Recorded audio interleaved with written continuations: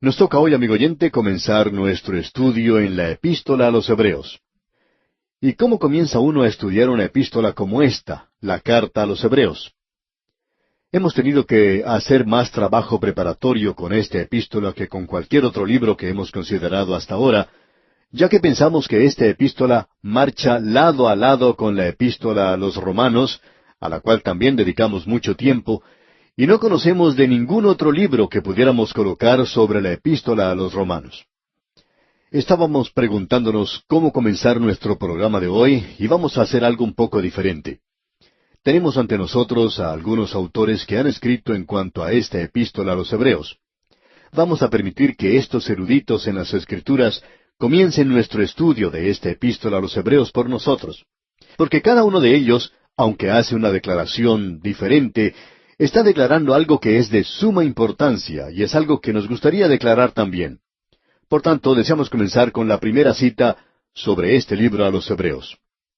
Uno de los escritores, el Dr. G. Campbell Morgan, en su libro La última palabra de Dios al hombre, dice: la carta a los Hebreos tiene un valor especial porque existe hoy una concepción muy amplia en cuanto a Cristo que es inferior a la del Nuevo Testamento. Para ilustrar lo que quiero decir con esto, continúa el Dr. Morgan, permítame citar lo que dijo un escritor recientemente. Una de las mejores cosas que nosotros podemos decir en cuanto a la naturaleza humana es la siguiente: que en cualquier momento cuando se presenta una situación que pueda ser resuelta solamente por medio de una persona que tenga que entregar su vida por sus amigos, alguna persona heroica se presentará tarde o temprano y se ofrecerá a sí mismo como la víctima. Un Curtius para que salte al vacío, un Sócrates que se beba la cicuta, un Cristo para que se haga crucificar a sí mismo en el Calvario. Ahora esa es una cita de un liberal que menciona el Dr. Morgan, y él está usando esto para ilustrar que existe un punto de vista inferior en cuanto a Cristo. Y eso fue cierto en su día, y lo es mucho más en nuestro día.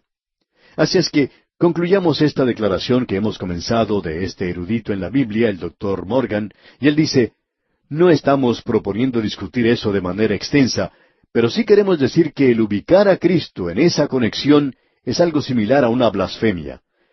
Podemos hablar así de un Curtius, de un Sócrates, pero cuando hablamos de un Cristo, nuestra referencia a Él no solo no está en armonía con la presentación del Nuevo Testamento, sino que es implícitamente una contradicción de lo que éste declara en cuanto a la persona de Jesucristo. Con eso concluimos esta cita, y eso es algo tremendo para comenzar nuestro estudio de esta epístola a los Hebreos. Ahora deseamos citar aún a otro escritor que da un énfasis diferente a esto. Él dice: desde Adán hasta Moisés, a través de 2500 años, y desde Moisés a Malaquías, a través de 1100 años, los profetas estaban hablando por Dios al hombre. Pero al final de 3600 años, la revelación de ellos en cuanto a Dios era sólo parcial. Luego, después de un silencio de 400 años, cuando el cumplimiento del tiempo de los tiempos llegó, Dios envió a su Hijo, y en ese Hijo la revelación de Dios es perfecta. Eso, amigo oyente, es otra declaración tremenda, ¿no le parece? Vamos a presentar a continuación una tercera introducción a la Epístola a los Hebreos, y esta dice lo siguiente: la Epístola a los Hebreos, uno de los libros más importantes en el Nuevo Testamento, ya que contiene algunas de las principales doctrinas de la fe cristiana, es también un libro de una lógica infinita y de una gran belleza. El leerlo es el respirar la atmósfera del cielo mismo. El estudiarlo es participar de un alimento fuerte espiritual. Y el morar en sus enseñanzas es ser guiado de la inmadurez a la madurez en el conocimiento de la verdad cristiana y de Cristo mismo. Es el de seguir avanzando hacia la perfección. Y aquí tenemos otra declaración. El tema de la Epístola a los Hebreos, el único libro en el Nuevo Testamento en el cual nuestro Señor es presentado en su posición como sumo sacerdote, es la gloria suprema de Cristo, el Hijo de Dios y el Hijo del hombre. Y debemos decir una vez más, amigo oyente, que esta es una declaración verdaderamente extraordinaria. Tenemos una cuarta introducción y esperamos que al pasar a través de las páginas de esta epístola, vamos a poder enfatizar lo que este autor enfatiza. Esperamos que esta introducción, de una forma u otra, pueda clarificar los pensamientos.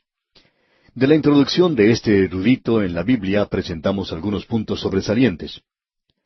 Que la iglesia profesante en la tierra es la vid verdadera, es la mentira atrevida e impía de la apostasía. Que ella es el olivo, es la decepción compartida por la masa de creyentes en las iglesias de la Reforma. Pero la enseñanza de las Escrituras es explícita, que Cristo mismo es la vid y que Israel es el olivo, porque Dios no ha excusado o puesto de lado a su propio pueblo. Y esta epístola a los Hebreos no era aceptada por la Iglesia occidental por mucho tiempo, y la razón se encuentra en este punto en particular, porque la Iglesia quería usurpar la posición o el lugar de Israel, y ellos adoptaron todas las promesas y las espiritualizaron y las tomaron para sí mismos, y rechazaron el propósito de Dios en la nación de Israel. Y como resultado, usted puede ver que la Iglesia en esos días tempranos llegó a ser en realidad antisemita, y persiguió a los judíos. Por tanto, amigo oyente, decir que Dios ya no tiene nada que ver con la nación de Israel es una triste equivocación, y confiamos que esta epístola pueda ser de ayuda para nosotros para comprender la gran verdad de que un hebreo es un hebreo, y que cuando éste llega a ser un creyente, él continúa siendo hebreo, tal cual sucede con nosotros cuando llegamos a ser hijos de Dios. Eso no cambia para nada nuestra nacionalidad, sino que nos lleva a algo nuevo, al nuevo cuerpo de creyentes llamado la Iglesia. Y Dios está llamando tanto a judíos como a gentiles para formar un pueblo para sí.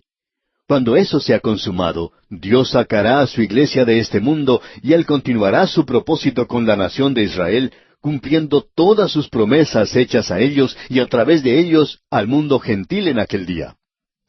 Creemos nosotros que esta epístola nos va a ayudar. Debemos decir también que estas son 4 grandes introducciones a esta epístola a los Hebreos, y quedamos en realidad endeudados a estos 4 maravillosos expositores de la palabra de Dios por ayudarnos a comenzar de esta manera en este estudio, y ahora podemos lanzarnos con confianza a las aguas de la palabra de Dios en el día de hoy. Tenemos todavía algunos otros asuntos introductorios que debemos considerar. Siempre se ha presentado una pregunta que podríamos decir es legalista, y es, ¿quién es el autor humano de la epístola a los Hebreos? Si usted está familiarizado con la literatura de la Escritura, usted reconocerá que no ha habido unanimidad de pensamiento y que no se ha llegado a ningún acuerdo en cuanto a quién es el autor. El doctor J. Vernon McGee, autor de estos estudios bíblicos, indicaba que cuando él era un estudiante, escribió una tesis en cuanto a esto porque le interesaba mucho este problema. Tanto le fascinaba que pasó bastante tiempo considerando este asunto.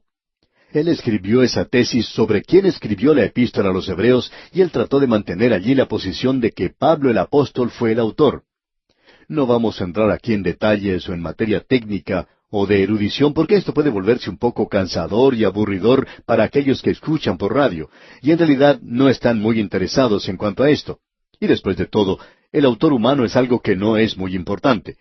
Lo importante es que esto es parte de la palabra inspirada de Dios. Ahora, el autor de estos estudios bíblicos, el doctor J. Vernon McGee, ha mantenido la posición de que fue el apóstol Pablo quien escribió esta epístola.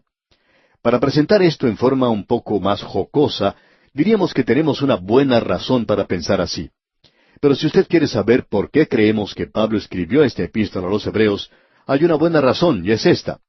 Si Pablo no hubiera escrito la epístola a los Hebreos, eso indicaría que él solamente escribió 13 cartas. Ahora, ¿piensa usted que el apóstol se hubiera detenido en un número como ese? Bueno, no pensamos que fuera así. Pensamos que él escribió el libro de los Hebreos, y con eso serían 14. Así es que lo vamos a decir de esa manera, un poco ligera quizá, pero creemos que Pablo fue quien escribió esta epístola. Ahora reconocemos que Juan Calvino no aceptaba esta posición. Tampoco la aceptaba Martín Lutero, y muchos en el pasado tampoco lo aceptaban. Pero de otro modo, había muchos otros que sí lo aceptaban. Sin tener en cuenta quién fue, pues, el autor humano, no haría eso ninguna diferencia. Lo importante, como ya hemos dicho, es que es una parte de la palabra inspirada de Dios. Creemos que existe una razón buena y suficiente por la cual Pablo puede haber cambiado su estilo de escritura y no presentar su nombre en esta epístola. Y vamos a tener ocasión de destacar este punto cuando comencemos nuestro estudio propio de la epístola. Hay otro asunto de introducción que deseamos presentar en este momento, y este es también una pregunta. ¿Cuándo fue escrita esta epístola? Ahora alguien quizá diga, ¿por qué es eso tan importante? Bueno, es importante en este sentido. Ha habido varios eruditos en cuanto a las Escrituras que han asumido la posición de que fue escrita después del año 70 después de Cristo. Algunos dan la fecha del año 85 o 96 después de Cristo. Otros dicen que fue alrededor de los años 90. Bueno, si usted lee la epístola, creemos que puede llegar a la conclusión de que el templo de Jerusalén aún estaba en pie cuando el apóstol Pablo escribió esta epístola. Por supuesto, eso indica que tenía que haber sido escrita antes del año 70 porque Tito de Roma destruyó el templo en el año 70 después de Cristo. Y Pablo ya había ido a estar con el Señor, y como él había dicho, había finalizado ya su carrera. Él ya había entrado en la presencia del Señor. Así es que, si Pablo escribió esta epístola, según creemos nosotros, tiene que haber sido escrita antes del año 70 después de Cristo. Ahora permítanos decir algo más en cuanto a esta epístola, que la va a ubicar en un nivel bastante elevado. Y eso es lo que a nosotros nos gustaría hacer. Coleridge dijo que el libro de Romanos revelaba la necesidad para la fe cristiana, pero que la epístola a los Hebreos revelaba la superioridad de la fe cristiana. Ese pensamiento se presentará a través de toda esta epístola. El adjetivo comparativo mejor se usa 12 veces en esta epístola.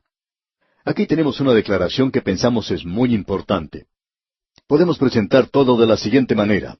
Pablo está diciendo, y probablemente no deberíamos ser tan dogmáticos diciendo que es Pablo que lo dice, más bien deberíamos decir que la epístola a los Hebreos dice que la ley era buena y que ahora bajo Cristo, bajo la gracia, es mejor, pero que la gloria que vendrá va a ser mucho mejor.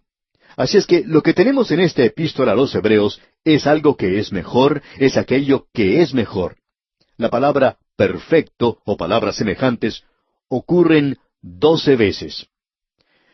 Luego debemos decir que esta epístola también es un reto para nosotros, es un desafío. Uno puede encontrar aquí expresiones o palabras como procuremos, temamos, haremos, que son mencionadas muchas veces. En realidad esta es una epístola que contiene el alimento sólido de la palabra. Queremos mencionar 2 versículos que nos indican un mejor camino. En el capítulo 3, versículo 1 de esta epístola a los Hebreos leemos, Por tanto, hermanos santos, participantes del llamamiento celestial, considerad al apóstol y sumo sacerdote de nuestra profesión, Cristo Jesús. Nosotros debemos considerarle a Él. Y luego en el capítulo 12 de esta misma epístola, versículo 3, leemos, Considerad a aquel que sufrió tal contradicción de pecadores contra sí mismo, para que vuestro ánimo no se canse hasta desmayar. Amigo oyente, en los próximos días, en realidad en las próximas semanas, vamos a considerarle a Él, porque eso es lo que se nos dice aquí a nosotros. Considerad a aquel. Estamos convencidos que eso es lo más importante que pueda hacer un creyente. En los primeros 10 capítulos de esta epístola a los Hebreos, vamos a ver que Cristo es mejor que la economía del Antiguo Testamento. Él es mejor, y entonces nos encontraremos en la parte de la doctrina. Luego, en los capítulos 11 hasta el 13, Cristo da mejores beneficios y obligaciones para nosotros hoy, y eso es en el lado práctico. De paso, digamos que eso está de acuerdo con la forma de escribir de Pablo, como él hace en todas sus epístolas. Bien, Dios mediante, en nuestro próximo programa entonces, vamos a poner nuestro pie en el umbral, por así decirlo, de esta epístola a los Hebreos y comenzaremos a analizar lo que ella tiene que decirnos. Mientras tanto, amigo oyente, y como preparación para el nuevo estudio, le sugerimos que usted se lea el primer capítulo de la epístola a los Hebreos, o sea, comience la lectura de este capítulo y comience así a estudiar lo que aquí se dice. Regresamos hoy, amigo oyente, a la epístola a los Hebreos. En nuestro programa anterior simplemente pusimos la base, el fundamento para esta epístola a los Hebreos. Tuvimos que dedicar un programa completo para esto porque es necesario tener una buena base cuando uno tiene que colocar o construir una gran estructura sobre ella. Y tenemos una gran estructura en la epístola a los Hebreos. Al concluir el programa anterior vimos un breve bosquejo, y ese bosquejo usted lo puede encontrar en nuestras notas y bosquejos. Ahora, los primeros 10 capítulos nos revelan que Cristo es mejor que lo que llamamos la economía del Antiguo Testamento. Esa es la sección o la parte doctrinal de la epístola. Y luego, la última sección está formada por los capítulos 11 al 13, donde Cristo provee mejores beneficios y obligaciones. Ese es el lado práctico. De paso, digamos que esa es la norma que el apóstol Pablo utiliza en sus cartas. Creemos que hay bastante evidencia de que Pablo fue el autor de esta epístola. No podemos decir dogmáticamente que él fue el autor, pero sí podemos decir de una manera muy dogmática que estamos tratando aquí con la palabra de Dios, con aquello que el Espíritu de Dios nos ha dado, y a causa de eso entonces el autor humano y la fecha de la Escritura son cosas secundarias. Estamos tratando aquí con la palabra de Dios y con una de las más sobresalientes epístolas que tenemos en la palabra de Dios. Ahora debemos hacer una declaración aquí y no queremos aparecer como demasiado santulones, digamos. Ya hemos dicho esto y creemos que lo mencionamos en 3 o 4 libros de la Biblia. Lo podemos decir en realidad de los 66 libros de la Biblia, pero lo decimos enfáticamente en cuanto a estos 4 libros de la Biblia. Y es que no nos sentimos dignos ni competentes para tratar con ellos. Es por eso que permitimos en nuestro programa anterior que 4 eruditos bíblicos nos presentaran la introducción a esta epístola. Y si usted se fijó, cada uno de ellos la abordó desde un punto de vista diferente. Pero aún así, cada uno de ellos enfatizó la persona de Jesucristo. Por tanto, el día de hoy nosotros reclamamos esta promesa de nuestro Señor, quien dijo que cuando el Espíritu de Dios viniera, Él tomaría las cosas de Cristo y nos las haría saber, como dice allá en el Evangelio según San Juan, capítulo 16, versículos 12 al 15. Bueno, leamos esa porción que dice: Aún tengo muchas cosas que deciros, pero ahora no las podéis sobrellevar.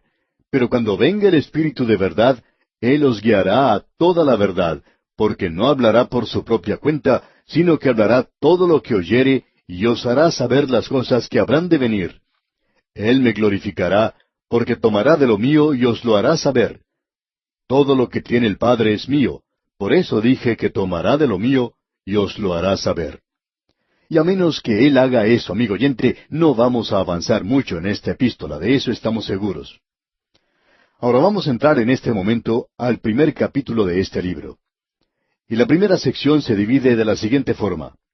Cristo se ve aquí como mejor que todo lo que se encuentra en el Antiguo Testamento. Todo lo que allí se encuentra, por supuesto, señala hacia Él. Pero ahora podemos apreciar en los primeros 3 versículos del capítulo 1 que Cristo es superior, que es mejor a los profetas. Y luego, comenzando con el versículo 4 del capítulo 1 y hasta el capítulo 2, encontramos que el Señor Jesucristo es superior o mejor que los ángeles. Él, por cierto, que es superior. Estas cosas son importantes, y debemos mantener esto en mente y pensar también que esta epístola es dirigida a los creyentes hebreos. Los creyentes hebreos que estaban unidos en un punto donde había 2 grandes dispensaciones. Allí se unían. La dispensación de la ley ahora llegaba a su fin. Los sacrificios en el templo que habían sido tan significativos para ellos, ahora ya no tienen ningún significado. Y lo que antes Dios había requerido se convierte ahora en pecado para el creyente al volver a hacerlo. La epístola nos aclarará este punto de una manera muy directa. Por tanto, debemos decir que está dirigida a los creyentes hebreos. Aquí queremos agregar que hemos visto que todos los expositores bíblicos asumen la posición de que esto fue escrito por y para los creyentes hebreos. Pero las enseñanzas que encontramos aquí son para todos los creyentes. Tiene mucho significado para usted y para mí hoy. Es por tanto necesario que mantengamos estas 2 cosas en mente al estudiar esta epístola a los hebreos. Si se le dice a un pagano que Cristo es mejor que los profetas, eso no tiene para él ningún significado, porque los profetas no significan nada para él, pero sí que tienen mucho significado para los hebreos. Bueno, veamos ahora lo que dice aquí el primer versículo de este capítulo 1 de Hebreos. Dios, habiendo hablado muchas veces y de muchas maneras en otro tiempo a los padres por los profetas. Ahora hay varias cosas que debemos decir en cuanto a este versículo. Usted ha notado que comienza con la palabra Dios. Y esta palabra tiene cierta tesis en la cual descansa. Usted sabe que cuando uno estudia geometría, hay ciertos axiomas con los cuales uno debe comenzar. Si uno no comienza con ellos, entonces no puede avanzar. Si 2 más 2 no son igual a 4, entonces estamos muy lejos en cuanto a lo que se refiere a la matemática. También se nos enseña que una línea recta es la distancia más corta entre dos puntos. Ellos pueden probar eso, de eso estamos seguros. Pero usted lo acepta, eso es verdad. Y cuando se presenta eso, entonces usted comienza a avanzar y luego puede probar otra cosa.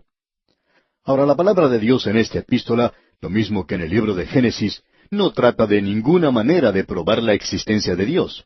Si usted no cree en Dios, debemos decirle honesta y cariñosamente, como dice el Salmo 14, dice el necio en su corazón, no hay Dios.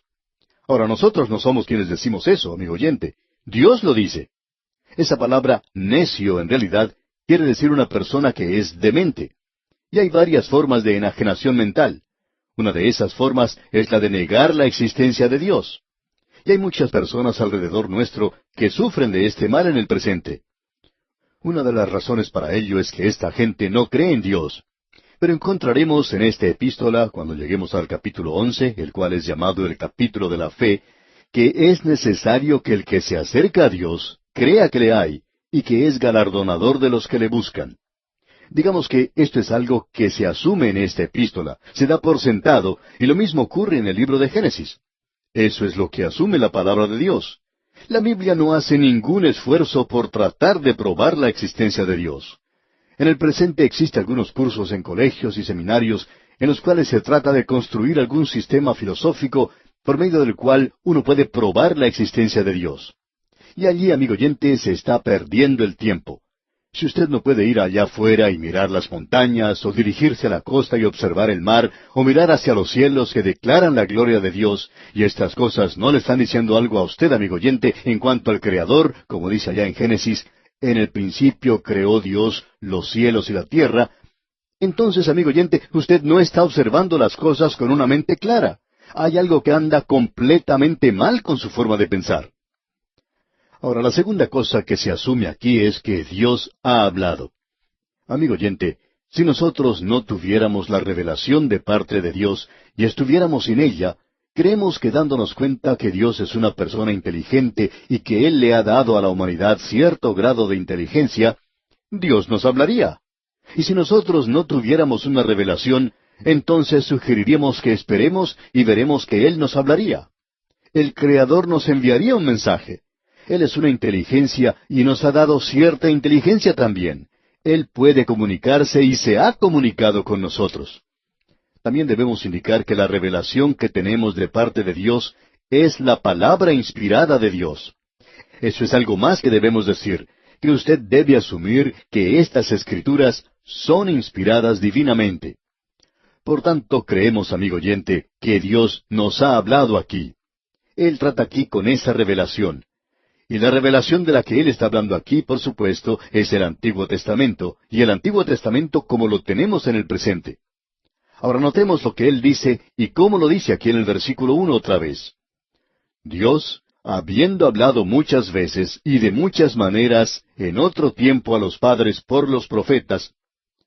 Hay quienes piensan que el apóstol Pablo no escribió la epístola a los Hebreos, y uno de los argumentos que utilizan es porque esta carta a los Hebreos se ha escrito en un idioma griego magnífico.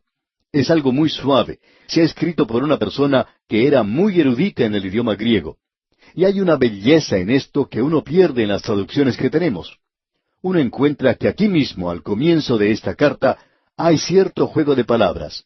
Comienza diciendo, habiendo hablado muchas veces. Muchas veces, la palabra en griego es polemori. Y de muchas maneras es polutropos. Usted puede darse cuenta, pues, de la belleza que tenemos aquí. Eso es algo casi poético.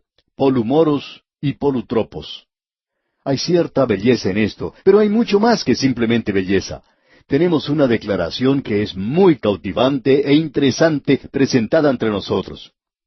Cuando él dice muchas veces, esto no se refiere a tiempo como podríamos pensar, que Dios habló hoy y que Él habló ayer y que Él habló en el día anterior.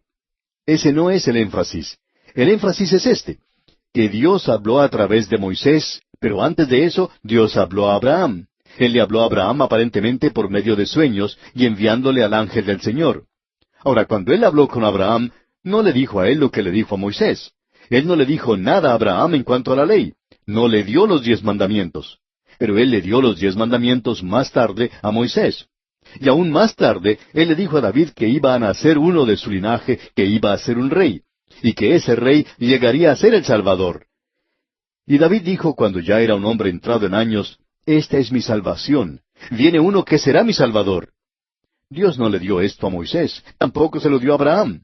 La realidad es que él le dijo a Moisés, le dio una ley, que no debían tener un rey, que debían volverse a Dios. Pero Dios conocía el corazón humano, y al pasar el tiempo ellos dijeron que querían ser como las otras naciones que les rodeaban, y ellos pidieron un rey. Y es maravilloso ver la forma en que Dios actúa en ocasiones como estas. Él les dio lo que ellos pedían. Él envió esa flaqueza para sus almas, pero Dios utilizó eso como el método de enviar el Mesías, el Salvador, a este mundo. Así es que lo que Él está diciendo aquí en esta maravillosa palabra es que Dios no le dio todo a Abraham. Fue en realidad en el cumplimiento del tiempo que Dios envió a su Hijo. Así es que lo que uno tiene aquí es un desarrollo de las cosas. La segunda palabra, polutropos, de muchas maneras, indica que él usó diferentes métodos de comunicación. Él se apareció en sueños a Abraham, pero a Moisés le dio la ley. Y más tarde, él hizo ciertas promesas a Josué y habló a través de sueños. Él habló a través de la ley, habló a través de diferentes tipos, habló a través del rito, a través de la historia, a través de la poesía, a través de la profecía, y utilizó todas estas maneras o formas diferentes en un período largo de tiempo. Dios reunió unos 45 escritores y les comunicó su palabra en un período de unos 1500 años.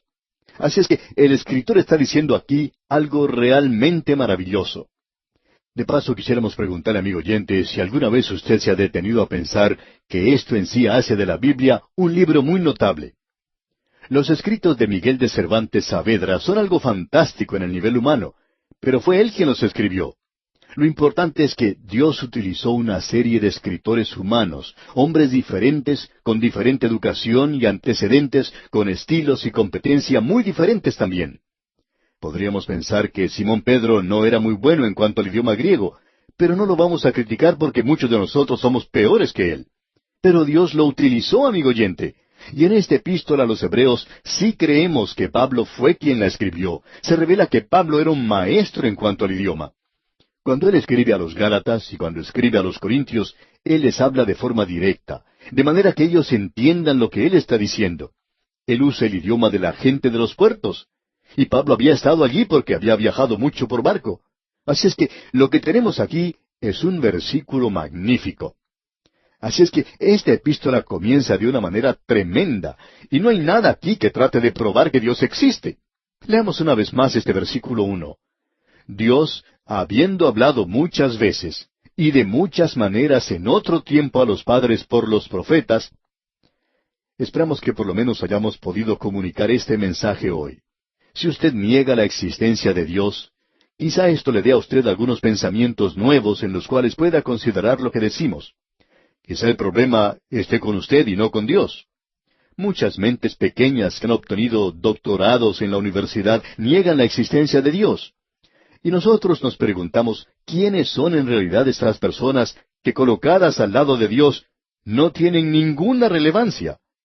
Entonces no nos sorprende que Dios no haya perdido tiempo tratando de probar cosa alguna, porque si usted se acerca a Él, es mejor que crea que Él es. Y aquí en este primer versículo de esta epístola a los Hebreos, en el capítulo 1, dice, Dios, habiendo hablado muchas veces y de muchas maneras en otro tiempo a los padres por los profetas, y quizá nos convenga preguntar aquí quiénes son los padres. Bueno, Abraham, Isaac, Jacob, Josué, Moisés, David, Isaías, estos son los padres, pero no son mis padres, y quizá no sean los suyos tampoco. Él es el Dios de Abraham, de Isaac, de Jacob, y gracias a Dios que Él también es nuestro Dios. Pero aquí se dice que es el Dios de los padres. Y le estaba hablando aquí a personas que llaman a Abraham, a Isaac y a Jacob sus padres. y eso ha sido hablado por los profetas.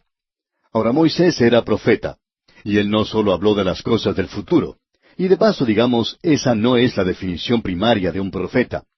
Un profeta o una profetisa es alguien que habla por Dios, es su vocero. Y en el hablar por Dios, él podía hablar de las cosas que iban a ocurrir en el futuro. Pero eso es algo secundario a su cargo. Nuevamente debemos decir que tenemos aquí un versículo extraordinario. Ahora Dios ha hablado en otros tiempos a los padres por los profetas. El Antiguo Testamento fue dado a cierta gente.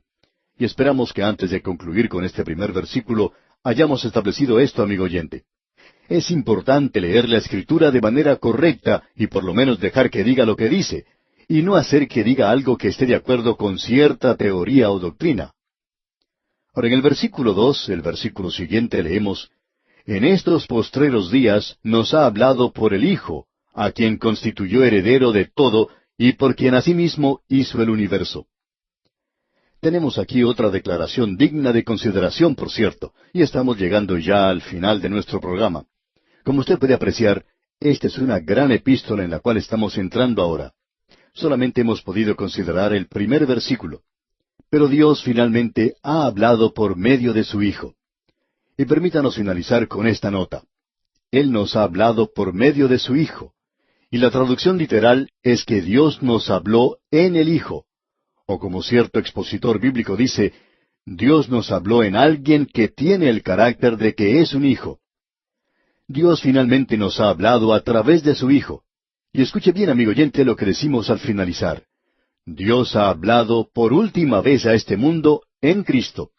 Si Él hablara en este día desde el cielo mismo, Él repetiría algo que ya ha dicho, porque aquí tenemos la última palabra de Dios para este mundo en Cristo Jesús.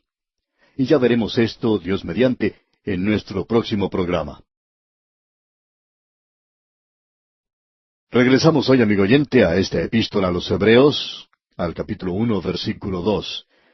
No estamos avanzando muy rápidamente y no tenemos ninguna intención de hacer eso porque creemos que es una epístola que nos revela al Señor Jesucristo de una forma muy peculiar.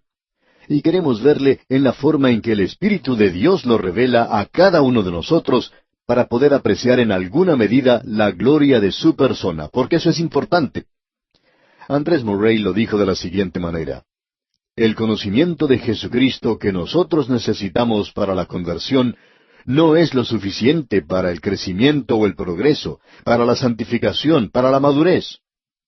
Y luego dijo lo siguiente: nuestra gran necesidad es la de conocer a Jesucristo mejor. Y esta epístola, amigo oyente, nos va a ayudar a hacer precisamente eso. Ahora, en nuestro programa anterior vimos en el versículo 1 que lo que tenemos aquí es que Cristo es superior a los profetas, porque todos ellos, lo mejor que podían hacer era presentar nada más que una revelación parcial. Dios nunca le permitió a uno de los escritores del Antiguo Testamento que presentaran una revelación completa. Es necesario poner todo junto para ver lo que dice el Antiguo Testamento. Pero ahora Dios ha hablado de una forma final, completa, adecuada y segura en su Hijo. Y el versículo 2 comienza diciendo, en estos postreros días nos ha hablado por el Hijo. Y como dijimos en la oportunidad anterior, la traducción literal es Dios hablónos en el Hijo. Bien, vemos que Él está diciendo aquí, en estos postreros días nos ha hablado.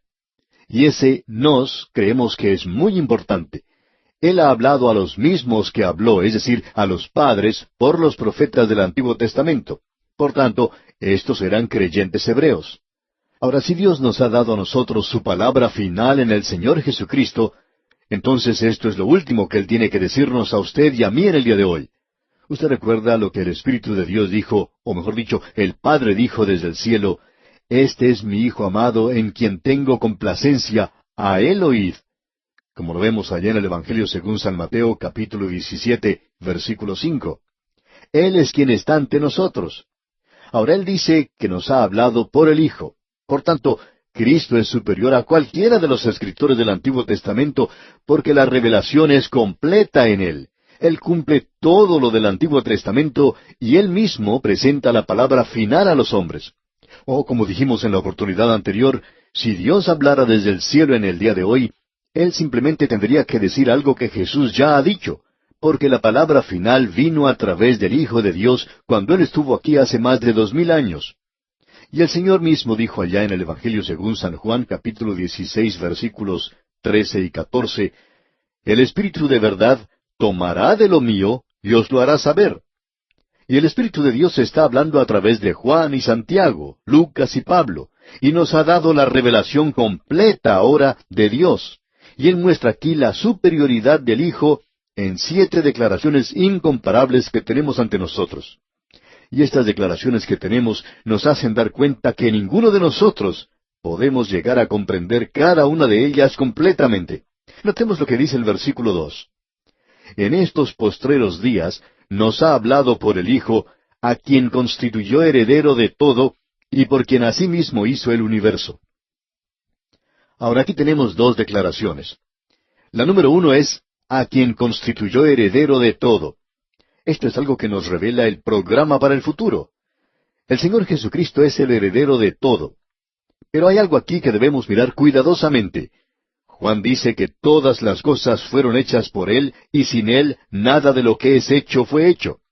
Así es que esto ya le pertenece a Él. La creación es suya porque Él la creó, se nos dice. Entonces, ¿cómo puede ser que Él es el heredero de todo? Bueno, amigo oyente, Él vino a este mundo y tomó para sí la humanidad nuestra. El primer hombre de la raza humana recibió dominio sobre toda la creación, y nosotros no enfatizamos eso lo suficiente porque en Génesis hay declaraciones tremendas que se presentan con solo unas pocas palabras.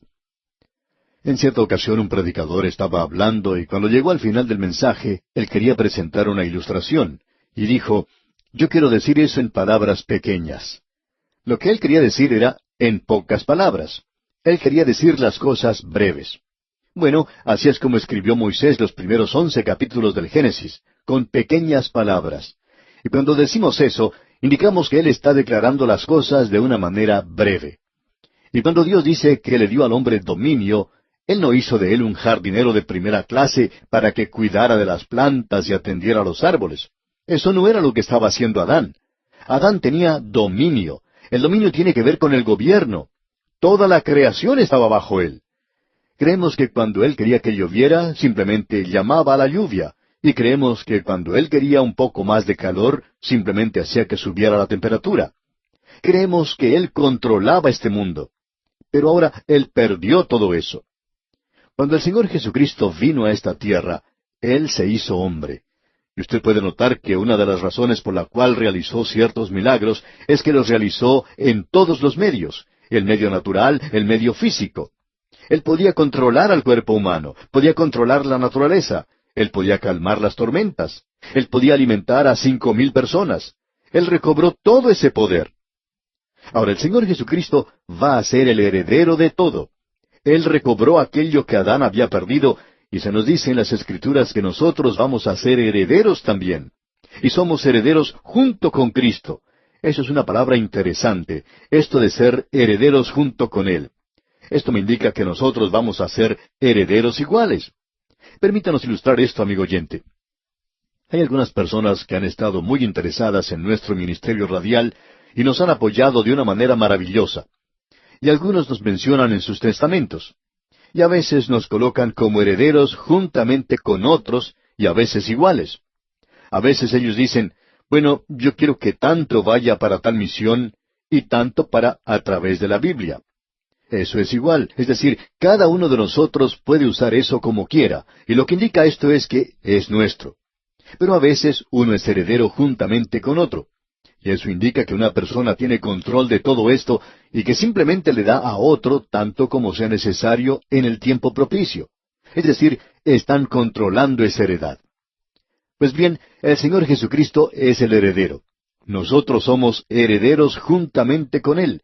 Esto indica que Él controla todo esto, pero Él me puede permitir a mí tener algo en algún lugar. Él puede ponerme a mí a cargo de algo. Pero es así como nosotros somos herederos juntamente con Cristo. Así es que nosotros tenemos una herencia que es incorruptible, limpia, pura, que no se marchita, y esto ha sido reservado para nosotros en el cielo. ¿Por qué? Debido a las muchas cosas maravillosas que Él hizo por nosotros. Él recobró aquello que Adán había perdido y aún mucho más que eso. Y ahora nosotros somos herederos juntamente con Él. Así es que Él es quien va a heredar todo.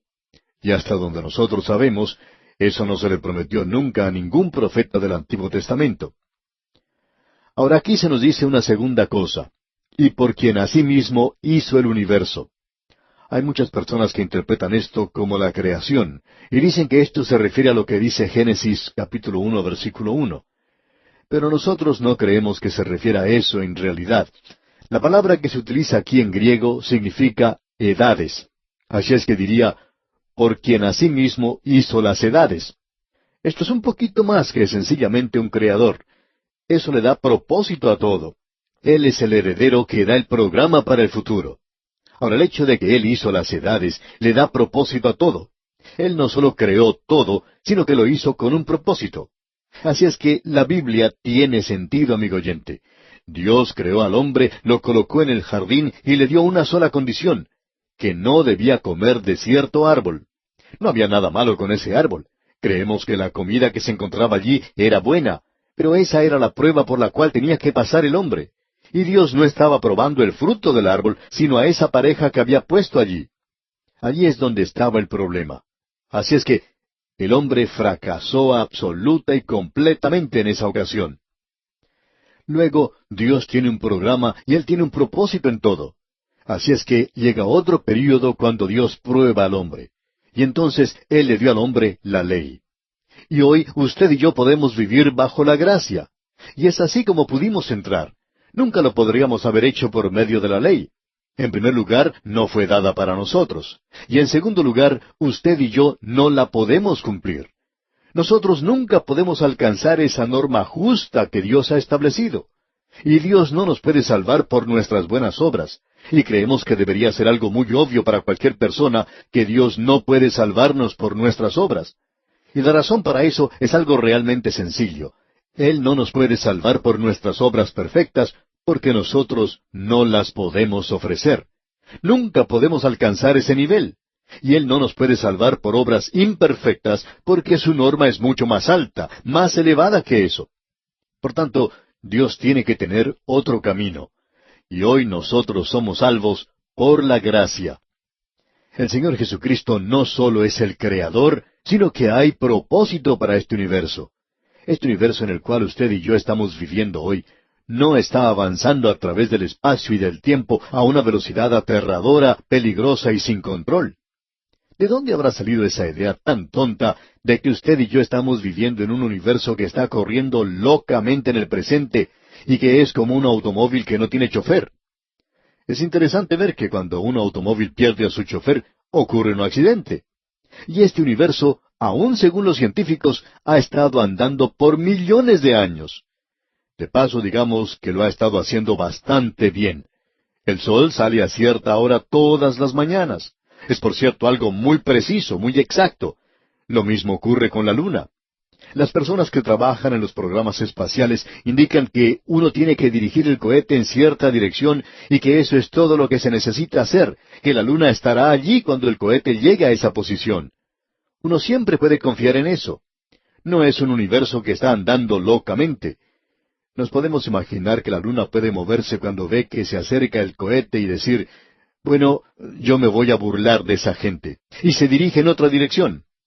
Amigo oyente, este no es un universo loco en el cual usted y yo vivimos.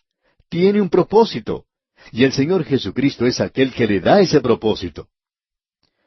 Bien, al pasar ahora al versículo 3 tenemos otra maravillosa declaración. El cual siendo el resplandor de su gloria, y la imagen misma de su sustancia, y quien sustenta todas las cosas con la palabra de su poder, habiendo efectuado la purificación de nuestros pecados por medio de sí mismo, se sentó a la diestra de la majestad en las alturas. Eso es en realidad algo verdaderamente maravilloso. El resplandor de su gloria y la imagen misma de su sustancia. Ese resplandor significa brillantez. En realidad quiere decir refulgencia. Creemos que el material del sol allá en el espacio nos da una buena ilustración de esto. En primer lugar, nunca podríamos apreciar la gloria de este sol material. Uno no lo puede mirar directamente. Uno quedaría ciego si lo hiciera. Pero de los rayos del sol, nosotros recibimos luz, recibimos el calor y en realidad hasta sanidad. Y esa es la manera en que conocemos en cuanto al sol. Nosotros nunca hubiéramos llegado a conocer nada en cuanto a Dios, aparte de lo que Dios nos ha dado en su Hijo. Él es el resplandor. Nunca lo hemos visto. Yo nunca lo he visto personalmente, y estamos seguros que usted tampoco lo ha visto. Pero sabemos en cuanto a Él a través de Jesucristo. De la misma manera en que los rayos del sol, con su calor y su luz, nos hablan en cuanto al sol físico, así es como el Señor Jesucristo nos revela a Dios hoy. Cuando él utiliza aquí esta otra expresión, y la imagen misma de su sustancia, esa palabra imagen misma quiere decir en realidad grabada en acero. La palabra usada es carácter. De ahí obtenemos la palabra carácter. Así es que hoy nosotros decimos que el Señor Jesucristo es la revelación de Dios, porque Él es Dios. Y eso es lo importante. Él no es solo el material impreso. Él es el grabado de Dios en acero, porque Él es la copia exacta. Él es la imagen de Dios. El apóstol Pablo dice allá en su epístola a los Colosenses, capítulo 2, versículo 9, porque en Él, o sea, en Jesucristo, habita corporalmente toda la plenitud de la deidad. ¡Cuán maravilloso es Él, amigo oyente! Luego se nos dice una cuarta cosa allí. Notemos lo que se dice en cuanto a Él. Y quien sustenta todas las cosas con la palabra de su poder. Ahora dejemos explicar esto de la siguiente manera.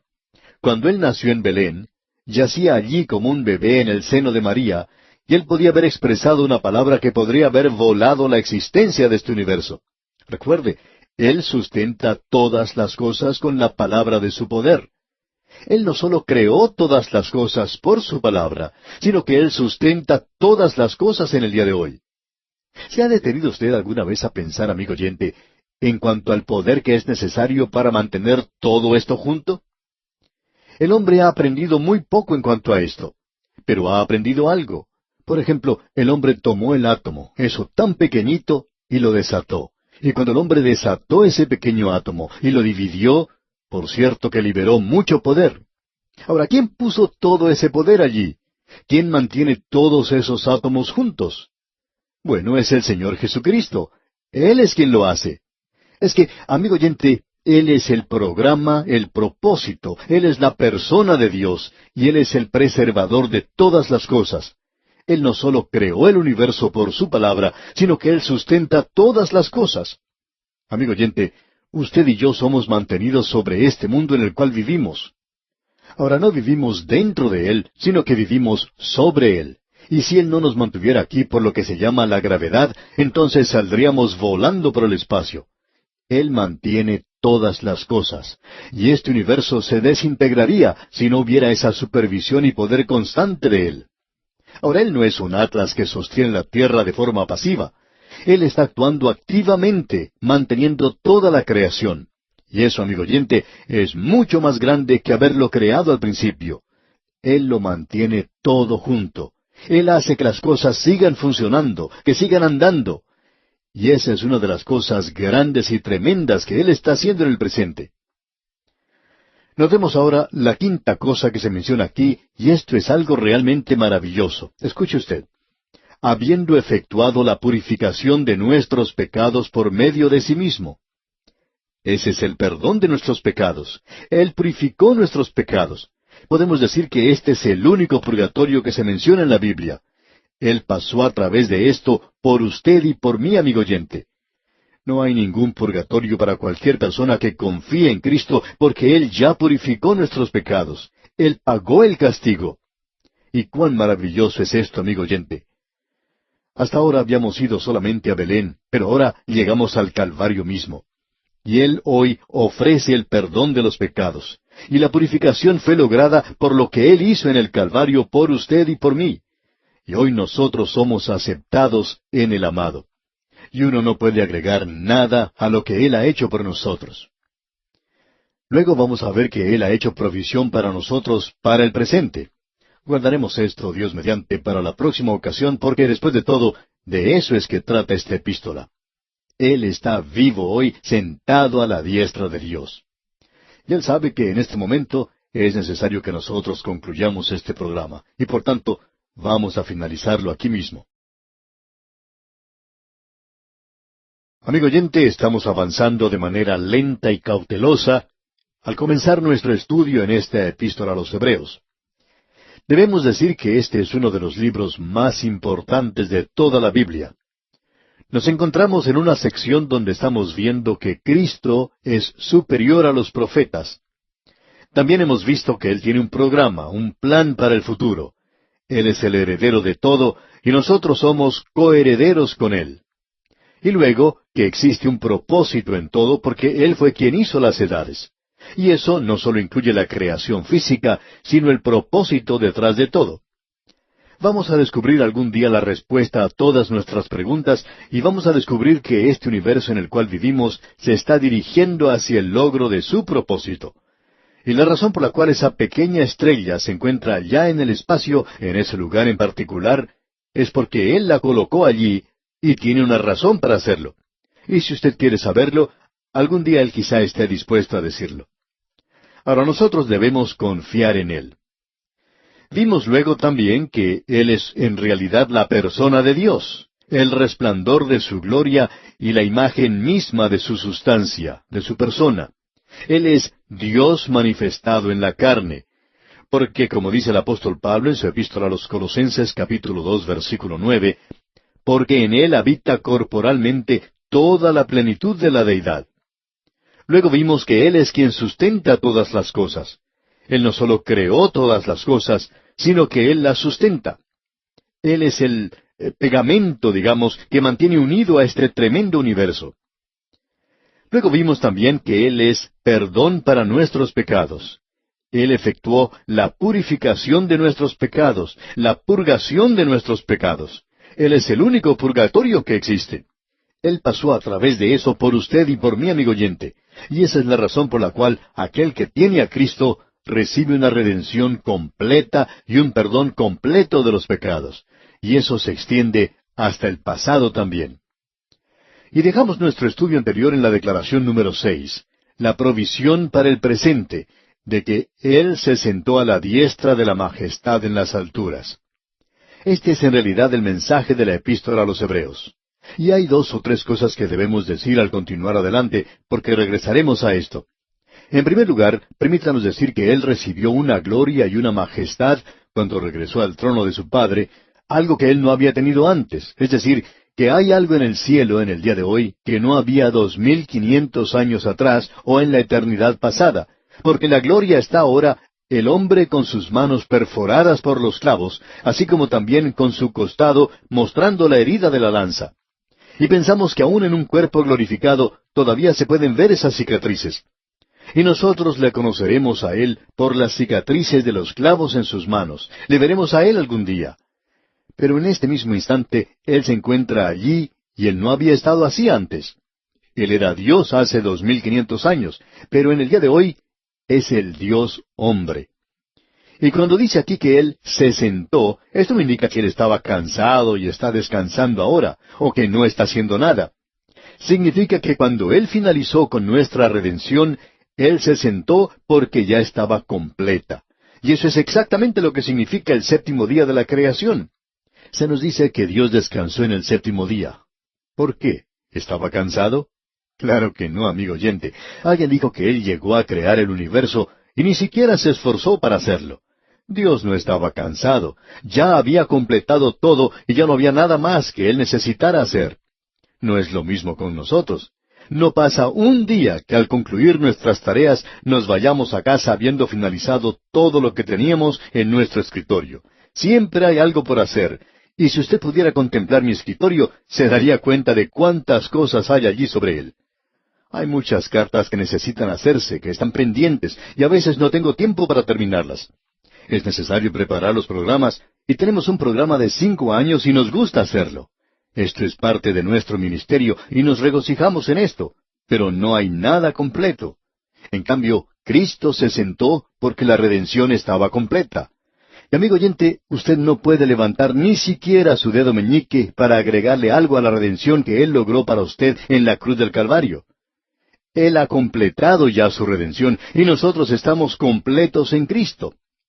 Permítanos finalizar lo que dijimos hace un momento en cuanto a lo que el apóstol Pablo decía allá en su epístola a los Colosenses capítulo 2 y versículo 9. Porque en Él habita corporalmente toda la plenitud de la deidad. Bueno, en el versículo siguiente, el versículo 10 de ese capítulo 2 de la epístola a los Colosenses dice, y vosotros estáis completos en Él, que es la cabeza de todo principado y potestad. Nosotros hemos sido hechos completos en Él, y ahora somos aceptos en el amado. Y eso es lo que significa cuando Él se sentó. Pero aún hay otro aspecto, y ese aspecto es, según pensamos nosotros, lo que dijo el escritor, hay un hombre en la gloria, pero la iglesia lo ha perdido de vista. Y opinamos que lo que él pensaba al decir estas palabras estaba relacionado con el presente ministerio de Cristo. Jesucristo tiene un ministerio para hoy y ese ministerio puede interpretarse de la siguiente manera. Él murió para salvarnos. Él vive allí en el trono para mantenernos salvos. Él tiene un ministerio en el día de hoy y es un ministerio de intercesión, un ministerio de pastorado, un ministerio para disciplinar a su iglesia en el día de hoy. Y Él aún está a la diestra de Dios y está aún interesado en la iglesia. Y Él está dispuesto a ayudarle hoy. ¿Qué es lo que necesita usted hoy, amigo oyente? ¿Necesita misericordia? ¿Necesita ayuda? ¿Necesita sabiduría? ¿Qué es lo que necesita? Bueno, ¿por qué no se dirige a Él? Cuéntele a Él cuáles son sus problemas. ¿Ha hecho usted eso? ¿Ha puesto usted sus problemas a sus pies, es decir, a los pies de Cristo? ¿Le ha pedido usted que Él intervenga a su favor y que lo haga según su santa voluntad? De paso, digamos, amigo oyente, que Él lo hará según la voluntad de Él, no la suya. La oración, amigo oyente, no es algo para persuadir a Dios para que Él haga algo que Él no tiene intenciones de hacer. La oración es para que usted y yo nos pongamos en línea con el programa de Dios. Y por tanto, Él se encuentra allí en el día de hoy. Él vive allí para hacer intercesión por nosotros. Y nosotros podemos obtener misericordia y hallar gracia que nos ayude en el tiempo de necesidad. Eso es lo que esta epístola a los Hebreos nos va a decir, que este es el ministerio presente de Cristo. Y eso hace de esto algo real y verdadero. Un Buda no le puede ayudar a usted hoy. Mahoma no le puede ayudar. Y nadie, ninguno de los fundadores modernos de las religiones puede ayudarle. Nos sorprende escuchar a personas que dicen que han sido sanadas por un milagro hecho por tal o cual persona. Más adelante nos enteramos que esa persona que sanó a la otra ha fallecido. Entonces, si uno le pregunta a esa persona que fue sanada, ¿puede esa otra persona ayudarle a usted ahora? Y por supuesto que esa otra persona contesta, no, ha muerto. Bueno, entonces, Jesucristo está vivo. Él es nuestro sumo sacerdote y está vivo en el día de hoy. Y eso es algo realmente maravilloso. Se cuenta que en cierta ocasión un grupo de jóvenes se dirigió a la tumba de Lenin un domingo de Pascua y tenían una bandera que decía, Lenin está muerto, Jesucristo vive. Y luego cantaron algunos cantos de resurrección y no fueron arrestados. Pensamos que las autoridades simplemente sonrieron a lo que vieron y no creemos que eso gane a los perdidos para Cristo. Pero diremos que estos jóvenes demostraron cierto valor al hacer eso y pensamos que tenían un mensaje. Y este es el mensaje de la epístola a los Hebreos. Lenin está muerto, Jesús vive. Y Él es quien nos puede ayudar hoy. Él es aquel a quien nosotros podemos dirigirnos y pedir ayuda.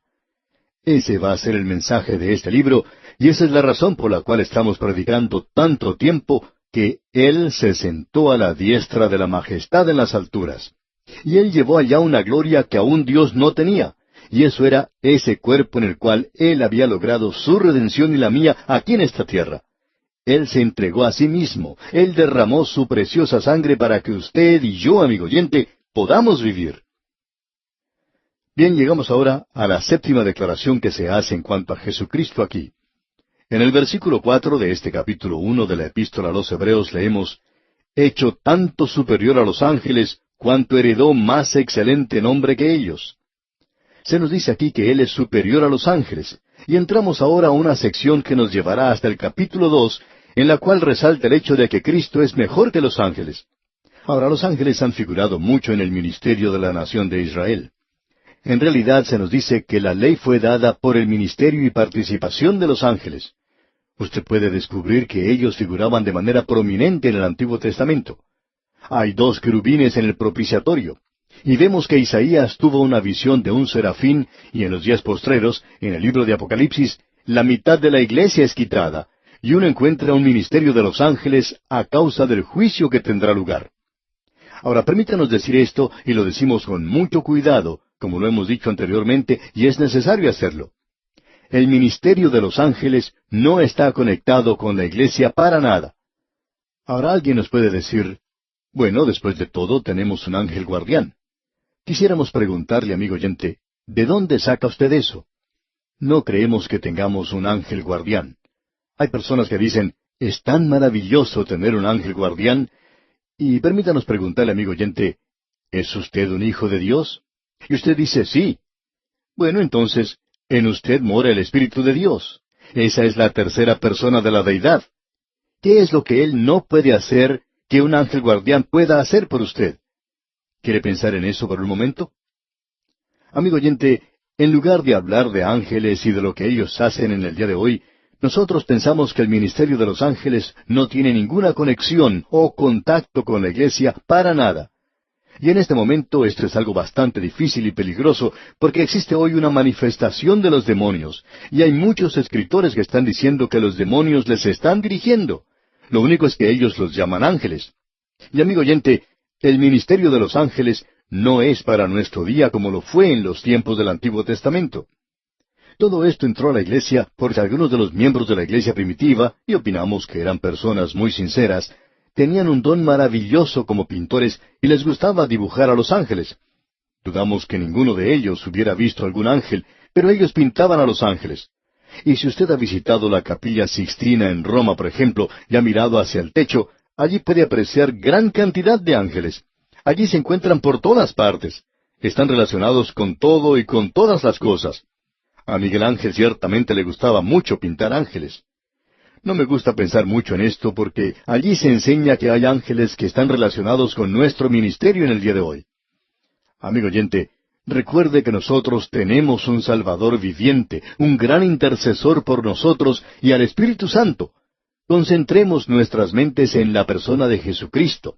Él es mayor, mejor que los ángeles.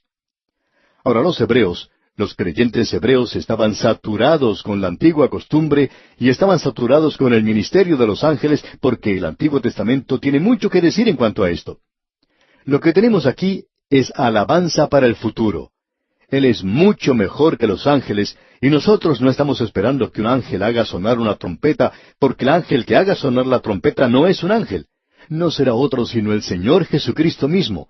Y podemos ver lo que nos dice allá en Apocalipsis capítulo 1, versículo 10, donde leemos, Yo estaba en el Espíritu en el día del Señor, y oí detrás de mí una gran voz como de trompeta. Y me volví para ver la voz que hablaba conmigo, y vuelto, vi a uno semejante al Hijo de Hombre. Este era el Cristo glorificado. Esa es la única trompeta que la iglesia va a escuchar. Es la voz del Señor Jesucristo. Él es mucho mejor que los ángeles. Amigo oyente, hemos tenido perdón para nuestros pecados. Ese es el pasado.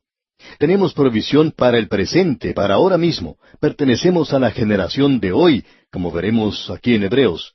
Y luego tenemos alabanza para el futuro. Él es mejor que los ángeles. Como ya hemos dicho anteriormente, los ángeles eran muy prominentes en el ministerio del Antiguo Testamento. Ahora permítanos leer una vez más el versículo 4 de este capítulo 1 de la Epístola a los Hebreos. Hecho tanto superior a los ángeles, cuanto heredó más excelente nombre que ellos. La palabra ángel sencillamente significa mensajero, y hablando honradamente no tiene ningún otro significado aparte de ese. De paso digamos que los ángeles adoran al Señor Jesucristo, como ya veremos. También vamos a ver que son criaturas.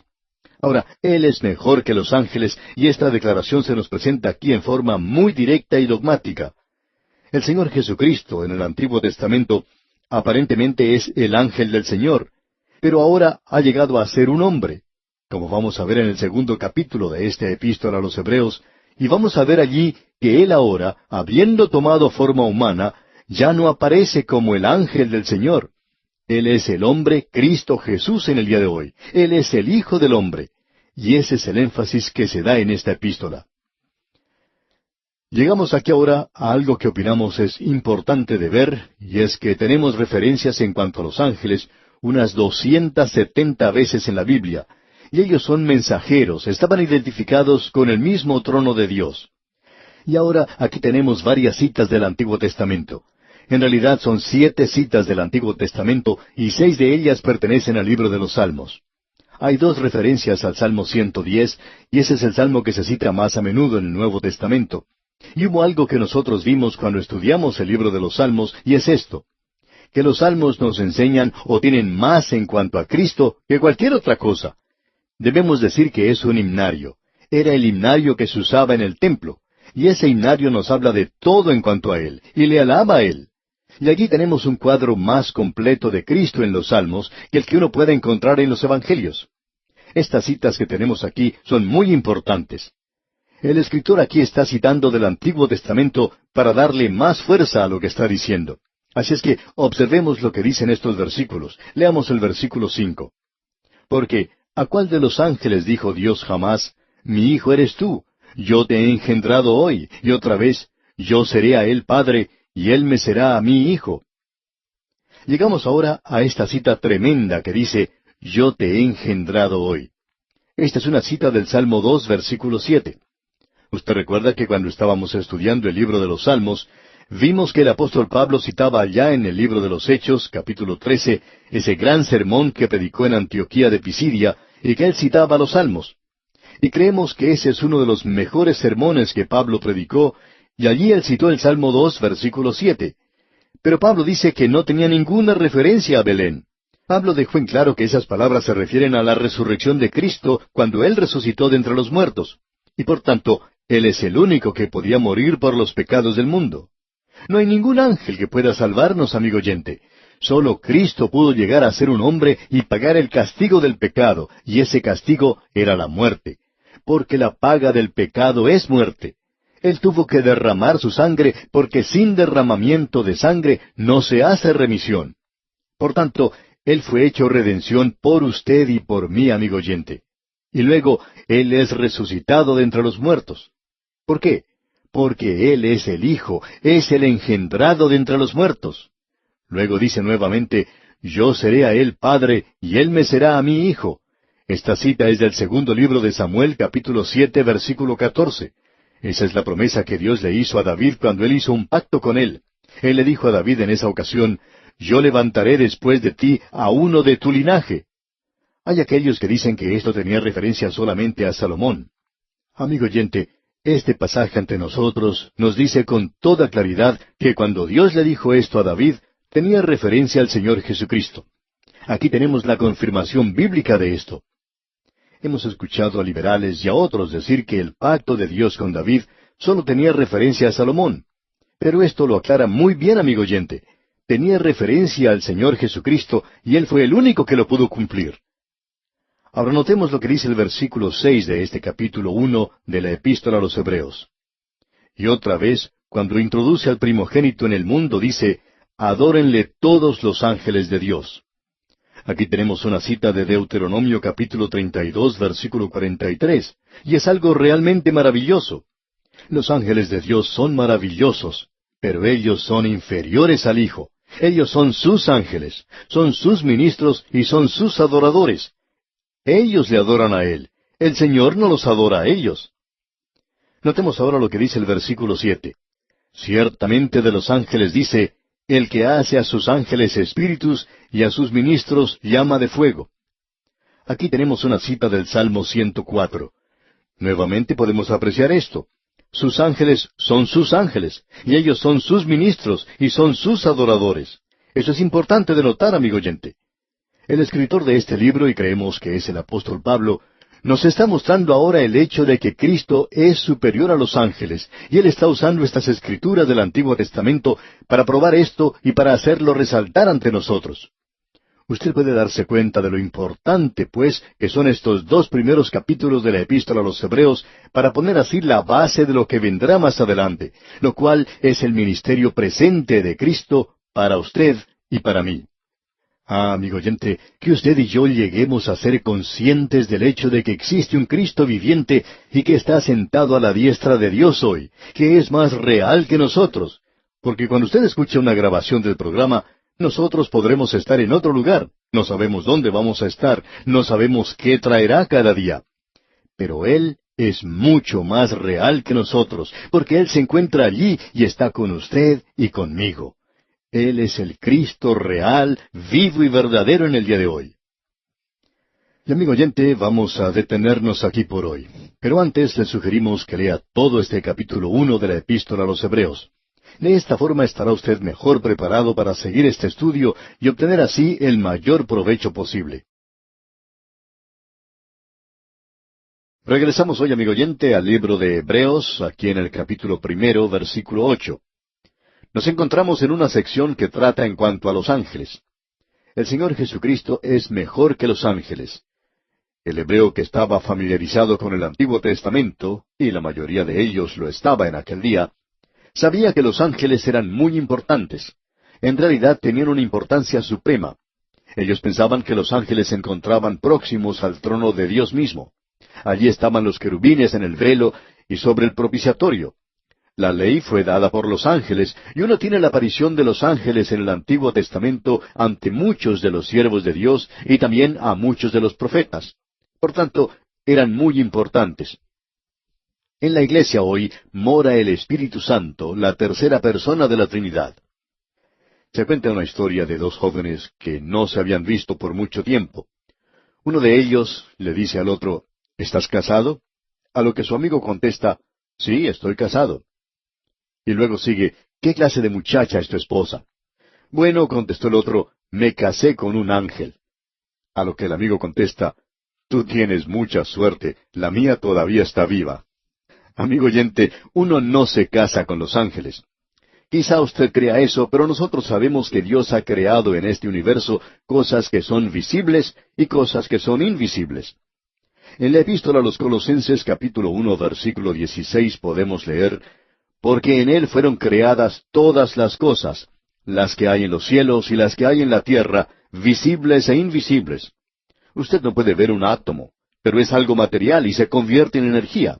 Usted no puede verlo, pero por cierto que lo puede experimentar.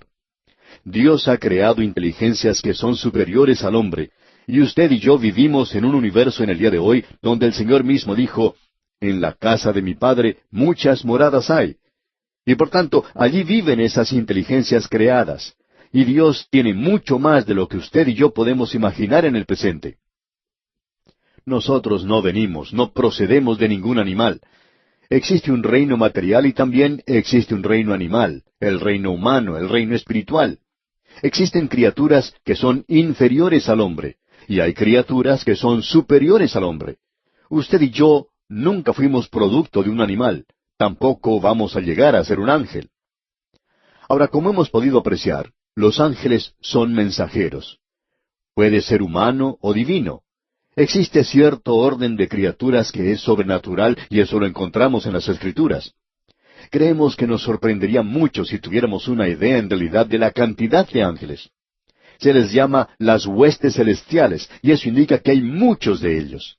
Aparentemente su cantidad no disminuye ni crece de ninguna manera. Ahora, la ley vino por medio de ángeles. Y como ya hemos dicho, hay querubines en el velo en el propiciatorio. Israel pensaba de ellos como que estaban próximos al trono de Dios. Pero Cristo es superior, es mejor que los ángeles. Veamos lo que dice ahora el versículo 8 de este capítulo 1 de la Epístola a los Hebreos. Mas del Hijo dice, tu trono, oh Dios, por el siglo del siglo. Cetro de equidad es el cetro de tu reino. Esta es una cita del Salmo 45 y nos revela que este es uno de los grandes salmos mesiánicos, que hay uno que viene del linaje de David. David dice, mi lengua es pluma de escribiente muy ligero. Es decir, que David nos está diciendo que él nos podía decir muchas cosas mejor de lo que él las podía escribir. David está tan entusiasmado de que va a venir alguien en su linaje, y ese, según el escritor del libro de Hebreos, es el Señor Jesucristo. Y Él es aquel que va a reinar en justicia y equidad, y Dios no le ha dado eso a ningún ángel para que lo realice. Ahora el versículo 9 dice, Has amado la justicia y aborrecido la maldad, por lo cual te ungió Dios, el Dios tuyo, con óleo de alegría más que a tus compañeros. Esta es una declaración muy relevante. Tu trono, oh Dios. Este es Dios el Padre llamando Dios a Dios el Hijo. ¿Quiere usted negar que Dios se ha manifestado en la carne? Entonces, amigo oyente, usted está contradiciendo a Dios mismo. Dios le llamó a él Dios. ¿Cómo le va a llamar usted? Bueno, no sé cómo le llamará usted, pero yo le voy a llamar Dios. Él es Dios manifestado en la carne. Esta es una declaración extraordinaria, por cierto. Él es mejor que los ángeles porque Él va a gobernar.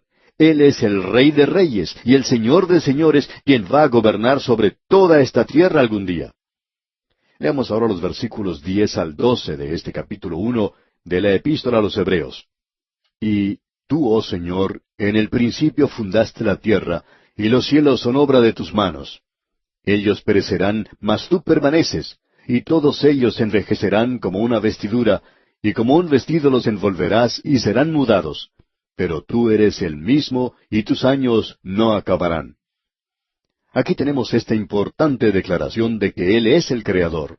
Y ya que Él es el Creador, los ángeles son criaturas. Tenemos aquí un gran contraste que se nos presenta en esta sección en particular. Los ángeles son criaturas. Él es el Creador. Y esta es una cita que tenemos en el Salmo 102, versículos 25 al 27. Veamos ahora los versículos 13 y 14 de este capítulo 1 de Hebreos. Pues, ¿a cuál de los ángeles dijo Dios jamás, siéntate a mi diestra, hasta que ponga a tus enemigos por estrado de tus pies? ¿No son todos espíritus ministradores enviados para servicio a favor de los que serán herederos de la salvación? Ahora alguien va a decir, aquí dice que los ángeles van a ser espíritus ministradores para servicio a favor de los que serán herederos de la salvación. Veamos esto de la siguiente manera, amigo oyente. A favor de los que serán, dice aquí. Aquí se está mirando al futuro, cuando Dios se vuelva hacia la nación de Israel y al mundo de los gentiles, después de que la iglesia sea sacada de este mundo. Dios está actuando según un programa y un propósito, como ya hemos visto, y cuando Él lo hace, entonces ellos nuevamente ministrarán. Pero lo interesante de ver es que no dice aquí que es para aquellos que ahora mismo son los herederos de la salvación. Creemos que debemos notar esto. Ahora, Cristo es el Hijo, los ángeles son los siervos. Cristo es el Rey, los ángeles sus súbditos. Cristo es el Creador, los ángeles son criaturas. Él está esperando hoy hasta que ponga a sus enemigos por estrado de sus pies. Dios nunca le dijo eso a un ángel, pero Él se lo dijo a su Hijo, y su Hijo reinará un día. Amigo oyente, nos encontramos en una sección de la Biblia que es realmente descollante. En esta sección, por tanto, tenemos presentada la deidad, la divinidad del Señor Jesucristo. Aquí tenemos la exaltación, la elevación de Cristo superior a los ángeles.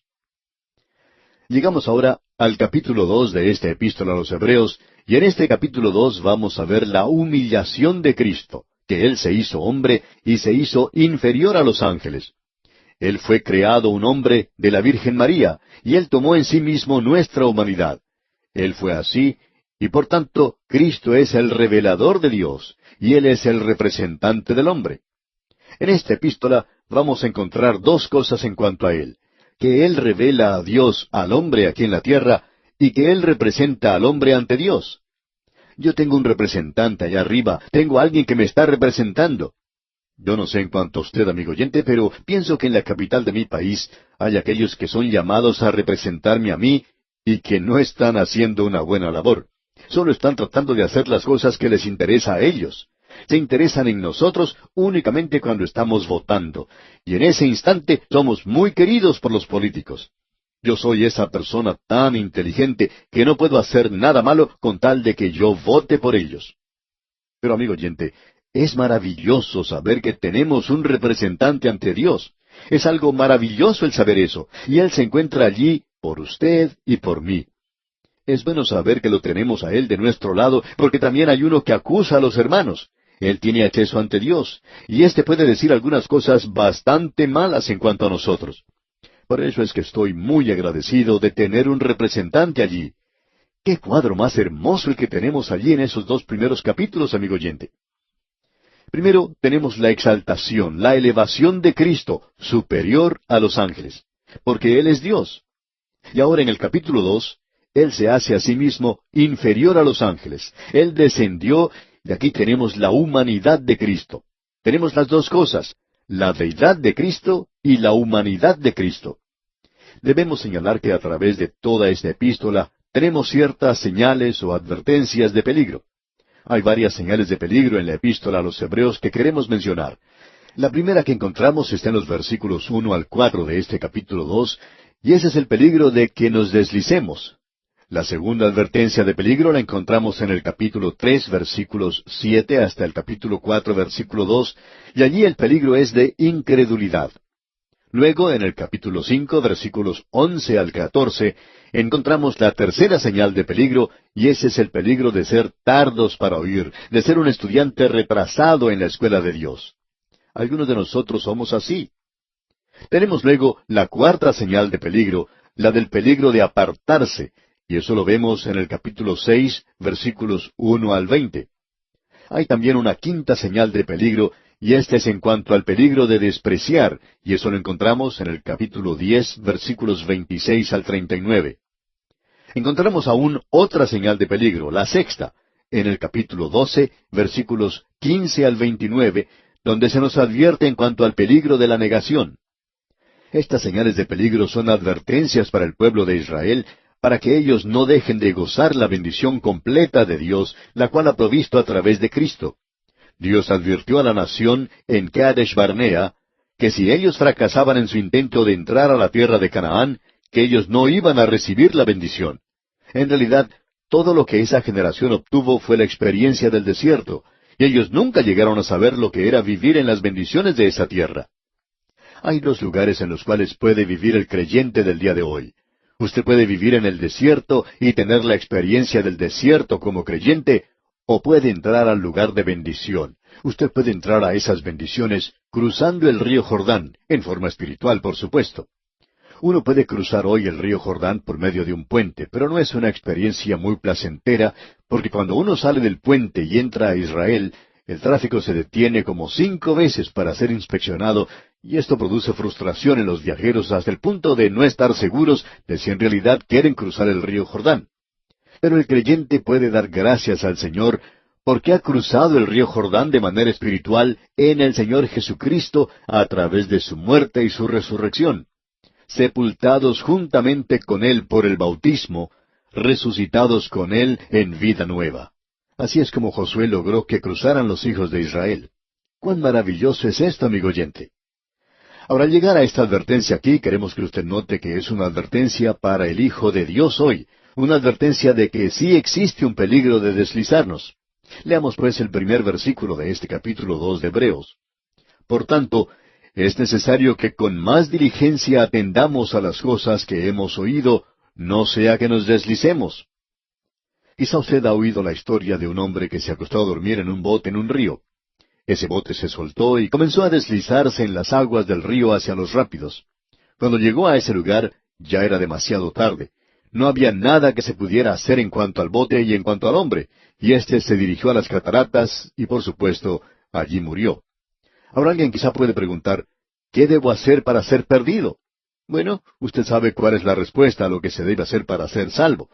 Pero, ¿cuál es la respuesta a aquel que dice que quiere ser perdido? La respuesta es, sencillamente, nada. Siga por el camino que está recorriendo ahora, amigo oyente. Usted se está deslizando y las cataratas se encuentran en su camino. Usted y yo pertenecemos a la familia humana perdida. Nosotros no estamos siendo juzgados. A veces nos cansa oír que hay personas que dicen que Dios nos está probando, pero no es siempre así. Nosotros estamos perdidos. Él está salvando a algunos hoy que se vuelven o que acuden a Cristo. Nosotros ya estamos perdidos. No es necesario que usted haga nada para ser perdido. Usted ya lo está. ¿Qué debo hacer para ser perdido? Nada, amigo oyente, porque esa es nuestra condición natural. Existe, por tanto, ese peligro de la negligencia. La negligencia en cualquier área de la vida es algo trágico. Esto nos hace recordar de una secretaria que descubrió que tenía cáncer de la cadera.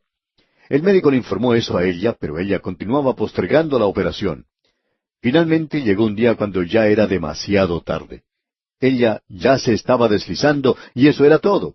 Se le había advertido del peligro, pero ella siguió deslizándose y cuando por fin se realizó la operación, ya era demasiado tarde.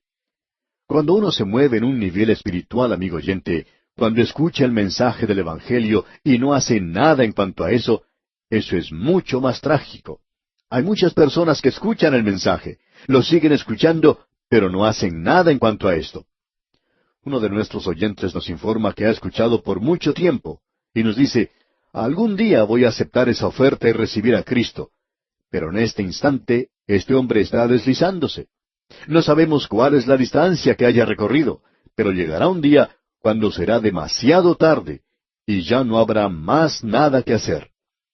Uno puede sufrir un ataque al corazón, un accidente o algo así. Vamos a ver en esta epístola que ahora es el tiempo aceptable. Hoy es el día de salvación. Amigo oyente, nos agradaría ver a todos aquellos que nos están escuchando en este instante que formaran parte de la generación de ahora. Ahora es el tiempo aceptable. Hoy es el día de salvación. El peligro de deslizarnos es un peligro real. Así es que aquí tenemos una advertencia.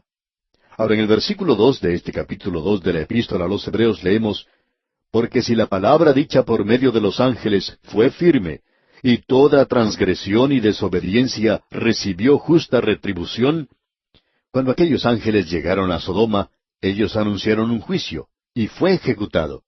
Usted descubrirá que cuando un ángel lleva un mensaje en el Antiguo Testamento, uno puede confiar en que eso que él dice va a llevarse a cabo.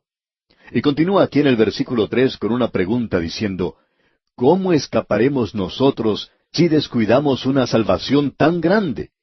La cual, habiendo sido anunciada primeramente por el Señor, nos fue confirmada por los que oyeron. Había un predicador hace unos años que comenzaba sus sermones diciendo, mi amigo, tengo una pregunta que hacer. Yo no la puedo responder. Usted tampoco la puede responder. Ni siquiera Dios puede responderla. Y luego presentaba este texto. ¿Cómo escaparemos nosotros si descuidamos una salvación tan grande?